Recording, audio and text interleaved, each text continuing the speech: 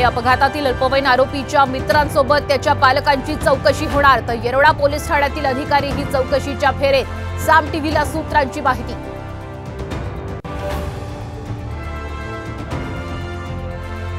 डोंबिवली एमआयडीसीच्या भीषण स्फोटात आज आणखीन 3 मृतदेह सापडले। मृत्यूचा आकडा 8 वर। कंपनी मालकांना अटक होण्याची शक्यता।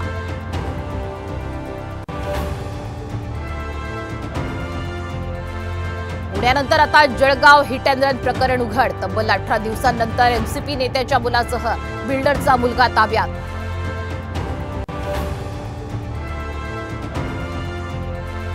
पुणे ड्रंक अँड ड्राईव्ह प्रकरणामध्ये आज पुन्हा बालहक्क न्यायालयात सुनावणी। आरोपीला सध्या ठरवा, पोलिसांची मागणी।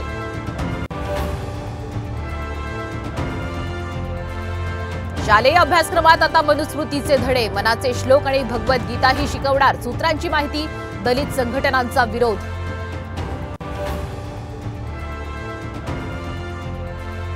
राज्यात आज उष्णतेच्या लाटेचा इशारा, तर विदर्भासह राज्यात काही भागात अवकाळी पावसाचाही अंदाज।